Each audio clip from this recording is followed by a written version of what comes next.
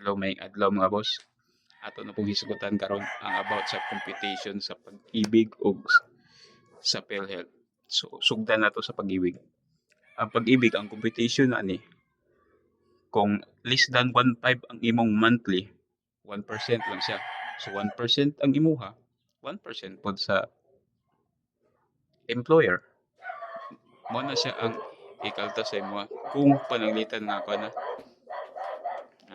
about sa 1.5 lang. Pero kung 1.5 pataas, 2% na siya.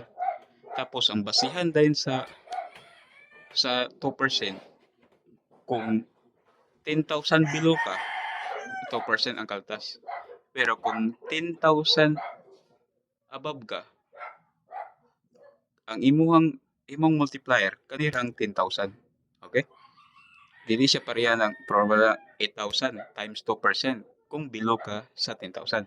Pero kung 10,000 above ka, 10,000 ra jud siya ang imong kuan, for example 2% man. So pila 2% sa 10,000, 200. So para example, para maklaro, kung 15,000 ang imong bulan, panalitan 15,000 imong bulan. So ang imong ikuan dili 15,000, 10,000 ra sa kay mo ra say maximum nga i-multiplier sa percentage ang 10,000. So, panalitan kung 10,000 times kuan, 200. So, mo na siya calculate. 200 po sa employer, 200 po mo. So, mabot na sa pag-ibig is 400. So, mo na siya sa computation sa pag-ibig Pero dahil ni siya sa PhilHealth. Ang PhilHealth po, kung pila imong gross salary sa isa ka bulan, i-times lang nimo 5%. 5% siya tanan to tunga sa tunga mo sa employer. So 2.5%, 2.5% pod ang sa employer. So mo na siya ang total nga kwan sa PhilHealth. So kung mabot ang monthly nimo mabot og tag 20,000, so 2.5 ana, 2.5.